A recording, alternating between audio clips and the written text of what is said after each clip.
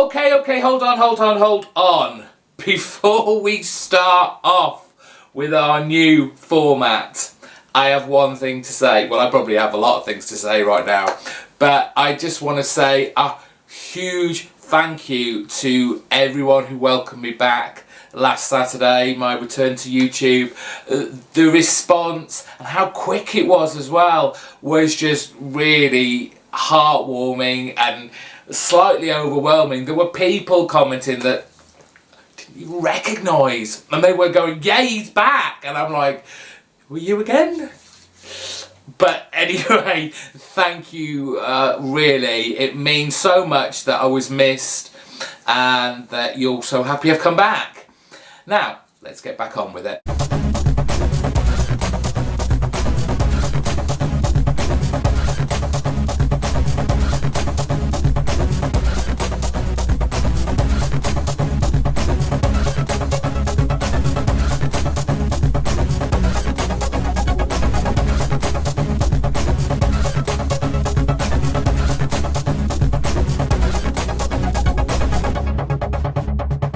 Ladies and gentlemen, coming to you from an undisclosed secret location in the heart of England, it's That Comic Book Show with your host, GhostCritic.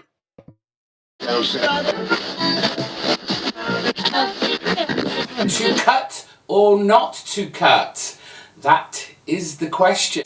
I always talk about Morning Glories being very much like Lost. And as you can see, he's just put it up on the screen to help me out. An 11-page origin story and stretched it out through 7 issues. Lots of bleeding hell, governor, and blooming hell.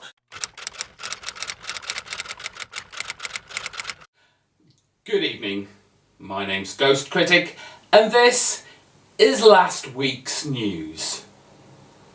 Yes, it seems that Warner Brothers and DC Animation are embracing the new 52 here at DC, and their latest animation endeavour is plucked just before the inception of the new 52. What made it all happen, what made it all reset to those lovely issue 1s that everybody loves, it's the Flashpoint paradox, clearly being pulled from the storyline Flashpoint, and there are trailers, or a trailer on Newsarama at the moment, and I'm sure it's doing the rounds on YouTube as well.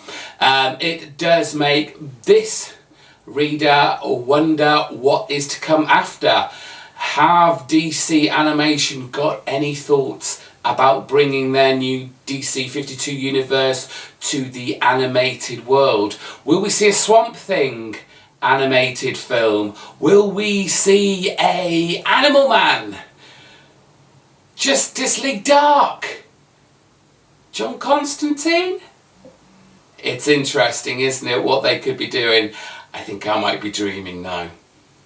Also, maybe coming to our screens in the near future, and Tim Howler-Mouse will be jumping for joy, I'm sure, at this news. Back in 2011, a certain project involving Booster Gold, of all people, was threatened to be turned into a TV series. Well, that rumour is back in the headlines, with a pilot script being sent to Sci-Fi Channel, the cable channel that has all our sci-fi goodness on. So that's one thing to look out for. It seems to be focusing on one of the earlier incarnations of Booster Gold, where he was a washed-up athlete from the future who comes back to the past to become the greatest superhero ever. To cut or not to cut? That is the question. No, I'm not asking you whether you should be self-harming yourself over the cancellation of iVampire. No, this actually comes from Image, and it's Chew issue 34 with its triple cover. And they're all on top of one another.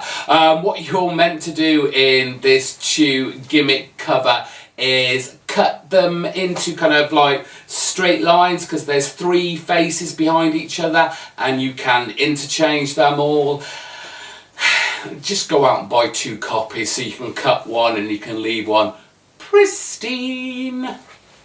Finally, and this may be of more relevance to our British viewers and those who are also keen historians of 2000 AD, back in the late 80s, Grant Morrison wrote a saga about a character called Zenith, a superhero come pop star.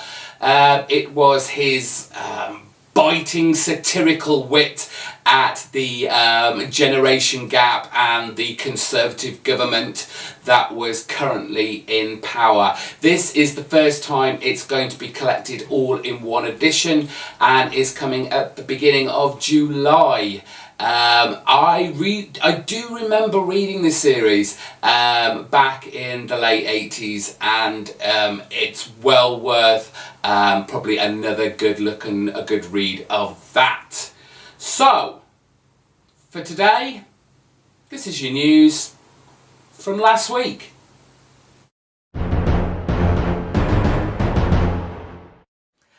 Okay, so with our first review of the Ultimate Graphic Novel Collection from Marvel in our new format, we go back to the year 2000.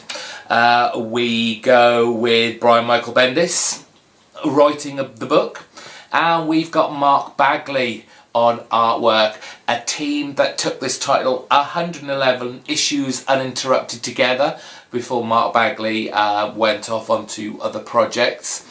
And it was the first in a line Marvel were trying out to kind of recapture some readership from what was then a flagging company almost having to file for bankruptcy. Of course, that line was the Ultimate line, and the first title to come out of the Ultimate line was Ultimate Spider-Man. This is the volume that collects the first story arc, issues 1 to 7, of the Power and Responsibility storyline, which is basically the origin story of Peter Parker becoming the Amazing Spider-Man. And it's funny because in true Bendis fashion, he takes what Stan Lee did back in the 60s, an 11-page origin story, and stretched it out through 7 issues. But the thing is, it's still a really great read and is a great place to start for a new reader, someone who doesn't want to be bogged down with, say, 40, 50 years of Spider-Man history. While this is all beginning from the start, it's got a fresh, modern, youthful outlook, and it's just got enough in there to appeal to both new and old readers. Bendis is very clever in the way he writes this.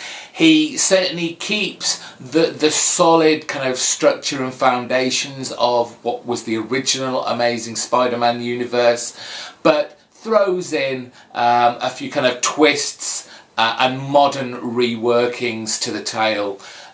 Just so any new reader coming to the title is kind of within familiar surroundings and scenarios, and they can connect with the characters that Bendis and Bagley put on the page.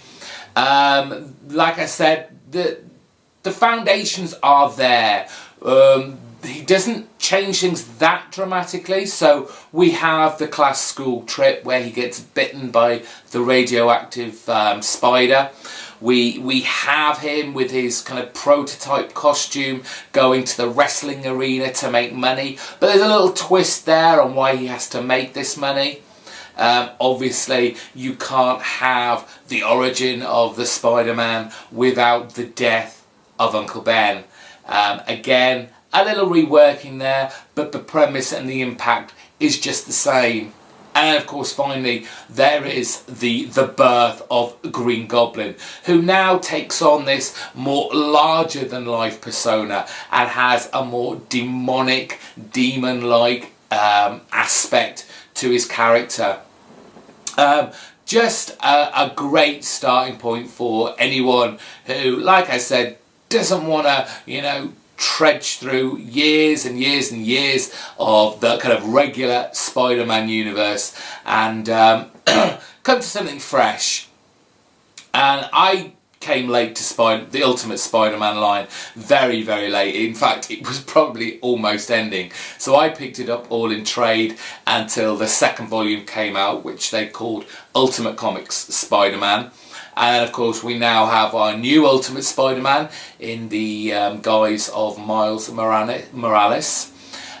So if you haven't read Ultimate Spider-Man, definitely worth checking out. You can get all the issues in trade, and this is just that again. This is just nice if you're in the UK. It's a nice hardback.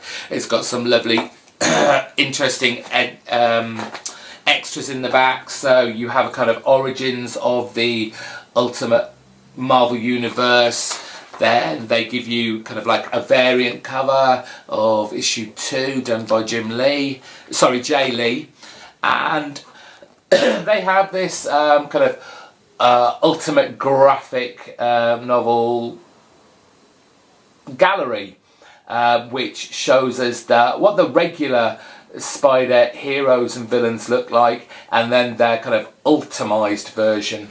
And of course, at the end, as always, we have their further reading section. Nothing new on there that we haven't already covered on other videos. So, Ultimate Spider-Man definitely gets my thumbs up, and well worth a read and a great addition to this Ultimate graphic novel line. So until next time, where we'll have more Ultimate graphic novel collection goodness. Ta-ra!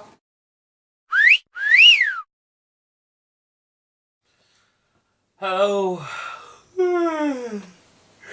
Yes, it's our first in bed with GhostCritic, and this week I thought I'd just choose a single issue to start us off, and I'm going back to January 1991 for a series I don't have the full run of. I've been picking them up as and when I see them. It is Giffen and Jones run. From January 1991. It's Justice League Europe, and this is issue 22. You can tell from the cover straight away that this isn't a particularly serious issue. JLE, Justice League Europe, being one of those kind of bordering on the more humorous take on the superhero teams. They are currently based in London at their London embassy, so cue lots of cliched British people talking with lots of bleeding hell governor and blooming hell and all that kind of stuff, which is just funny in itself because it is a cliche of what you Americans think we all sound like. But as you can see, it's all about Jelly's new mascot, this cat that has been kidnapped, or rather catnapped, by two London guys who have taken on a little bit more than they bargained for.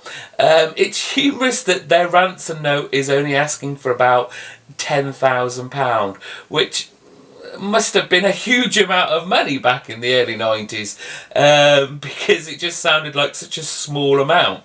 But Kara, who has a kind of love and hate relationship with the cat, is infuriated. She's enraged that someone would dare steal their mascot, and even goes to the point of asking Batman, the greatest detective ever, to help them find their cat mascot. Of course, Batman doesn't care about the cat, gives them very short thrift. There is a kind of sub-story going on in this with a gentleman called Mr. Bigger, who's running a kind of network of people and drawing information about the superheroes and selling it on to villains to hopefully give them the upper hand. Obviously this is at a cost to the villains, so he's making his money there. And he wants the cat as well. The cat is going to be implanted with a camera. I don't know quite how this works, but obviously a camera within the JLE embassy would be a very good thing for Mr. Bigger and gaining information about these superheroes. Doesn't quite go as planned, but has hilarious scenarios in there to make this comic just a kind of a fun read. Made me giggle before I went to bed. Not to be taken too seriously. And now it's time for some comic book reviews. Yes, finally, what you always used to come here for on a Thursday, the comic book reviews. It's now in this segment of my new format show. I've got 4 books this week, so not a huge pile. 2 from Marvel and 2 from Image. No DC. No, I didn't pick up Adventures of Superman. No, I didn't pick up The Wake. Not interested. Just not interested. I know it's Scott Snyder, but personally, given my stack of comics at the moment and not really wanting to spend too much more, I'm personally waiting for Jeff Lemire's Trillium to come out, and that's the one I'm going to be jumping on. But we're talking about comics this week, and we're going to begin with issue 8 of Indestructible Hulk. Now, I know a lot of you have been a bit disappointed with this run, especially given that Wade, the writer, has done such a fantastic job on Daredevil. Wade maybe not got the handle or the immediate handle that he did with Daredevil that he has with the Hulk, but I'm willing to play the waiting game to some extent on this. I think the Indestructible Hulk has got potential to go many places, and clearly we see in the concluding part of this storyline, we are currently in Jotunheim, and we've got Thor, and we've got Walt Simonson, and it's just a fun, action-packed, little bit soap opera-ness in there as well, but I'm still really enjoying it.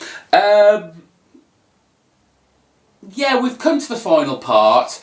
A few things have come out of this. Patty has a disease that basically deteriorates her brain over time, and that has to be the worst thing that could happen to someone who's like super brainy. So you have the interactions between Banner and Patty, and obviously the whole ice people, ice frost giants. Tell I haven't done this for a while, can't you? The Frost Giants are just waiting in ambush to go through the portal once they work out how to get back home, and come back to, well, Banner's present, because we all know this is in the past, that when they went through the portal. The problem with this issue I have is, surprisingly, the artwork. And it's not so much Walt Simonson's fault this time. He has some helpers with inkers and colorists, and I don't think it's as good as when Walt Simonson was just doing it on his own. I don't know whether that is time issues for Walt, couldn't get 3 issues out concurrently just on his own, but the artwork was less than it has been. But still, Indestructible Hulk, if you're happy to, you know, hold on to it, I think it's going to get a lot better. Next issue, Wade's bringing in his other character, Daredevil, so there's going to be a little bit of a team up maybe there. Also over at Marvel issue 30 and the beginning of the Hellfire saga. It's the prologue to Wolverine and the X-Men. Last issue, which obviously I didn't get to review, was very, very cool. The kind of future time capsule that they opened, Idri's diary, and the potential that, you know, it's going to hit the fan, and Wolverine wanting to go back in time and tell himself that, you know, you've got to beware, you've got to be ready for all this stuff. A very cool setup. The setup, straight away we're in here with the Hellfire Saga prologue. Wow. There are some pretty shocking moments in here. Some you just don't expect. Idri and her reason for leaving, the traitor within the X-Men ranks, well, and the Hellfire Club is getting its own little band of pupils together, and there are some shockers in there as well. Again, with this issue, the only problem I have with it is the artwork. No, it's got this kind of pastely painted look about it, and it does not suit the book at all. It's very distracting. It could work very, very well on something else. I don't know what. It's not that it's bad per se, but I just don't think it suits this book, and I'm hoping they're gone by the next issue. But this definitely sets up for what I hope Jason Aaron has a long storyline involved for us.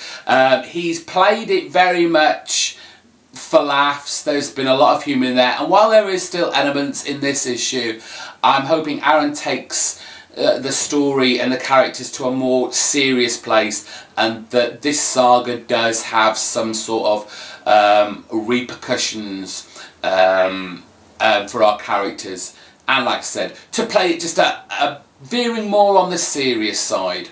But a great book to jump onto if you're not already picking up Wolverine and the X-Men. On to those two Image books, and they're kind of similar in their kind of genre, that of the kind of mystery, messing around with your head kind of deal. We're going to start with issue 10 of McCann's Mind the Gap, and we finally find out who our hooded menace has been. I'm not going to spoil that for you if you haven't already read this, but it's typical of this and the other book I'm going to talk about this week. It answers some questions, but then gives you a slew more, and it's just like, can I breathe for a second? Can I just collate and comprehend what has just happened, let it soak in, and then move me on? But no, McCann just going off on one. And what we basically have is kind of a two-tiered story. On the one hand, we've got Jo, who has been doing a little bit of detective work of her own and finds out who's behind at least a lot of the mysterious things that have been going on in the background. And on the other side, we've got Ellie, who's in this kind of limbo garden area, and she's got some pretty spectacular powers at her disposal now, and wants some answers, just like we do, the reader.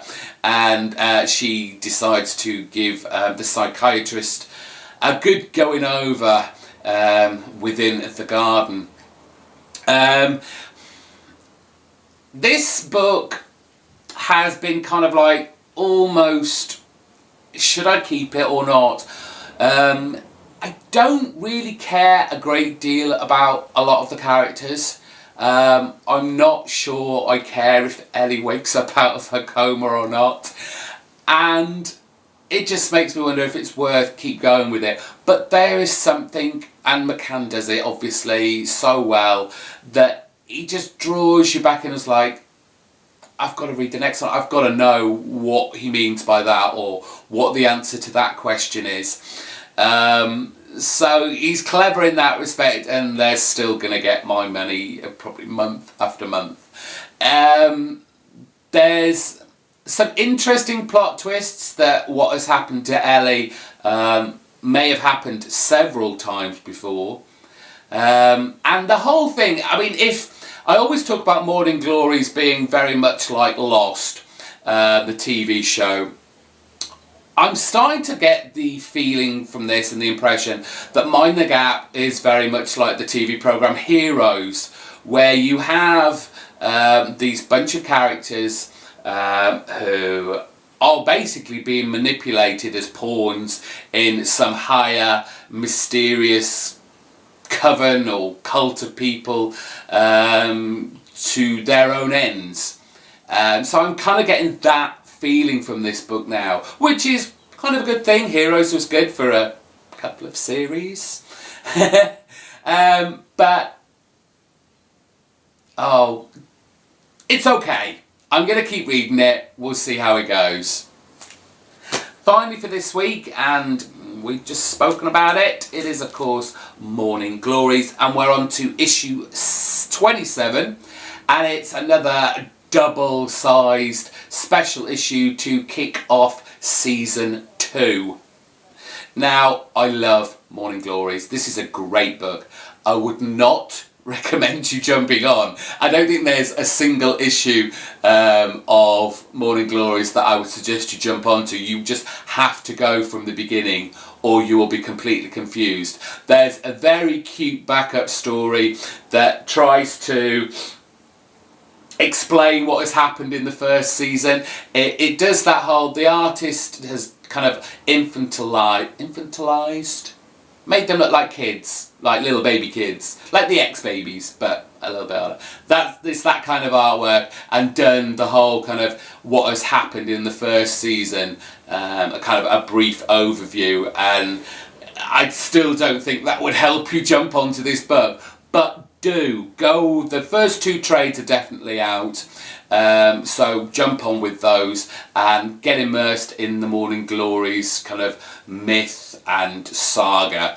This book, it deals a lot, it's timelines, and whenever you get timelines it all starts getting a bit confusing and crazy. The story is flipping again between a year before they got to the Morning Glories Academy, and we have Casey at school being taught by her future self, Miss Clarkson. And there is a very touching moment between future Casey as Miss Clarkson and her trying to persuade her mother to send her past self to the Morning Glories Academy. But it's very touching and very sweet, and Nick Spencer is so good. I mean, I don't have a lot of time for him when he does the superhero stuff, but when he does stuff like this, I'm just blown away. So much goes on in this issue. It is like trying to explain an episode of Lost 3 series through. You haven't got a hell's chance. But this book comes highly recommended from me. The cover by Osima, I don't have to talk about the artwork, but Osima is a great artist on this, and that cover is just fantastic as well. So if I had to take a pick of the week, it would be Morning Glories, issue 27. And that's it for this week. 4 comics. Not a big week, but lighter on my wallet.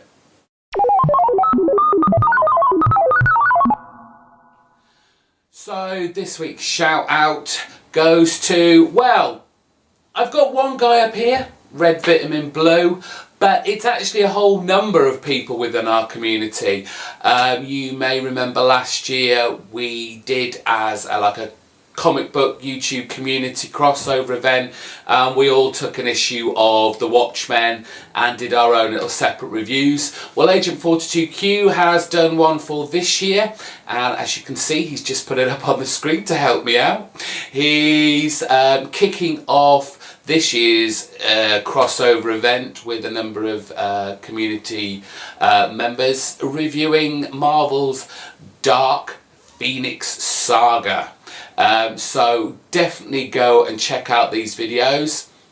Red Vitamin Blue, he kicks it off with a great 20-minute video discussing the first issue or first chapter of that classic X-Men saga. I'll put a link in the description bar below, and then I guess just follow the rest as and when they come out. So great job, guys, and I'll see you next week. Bye bye.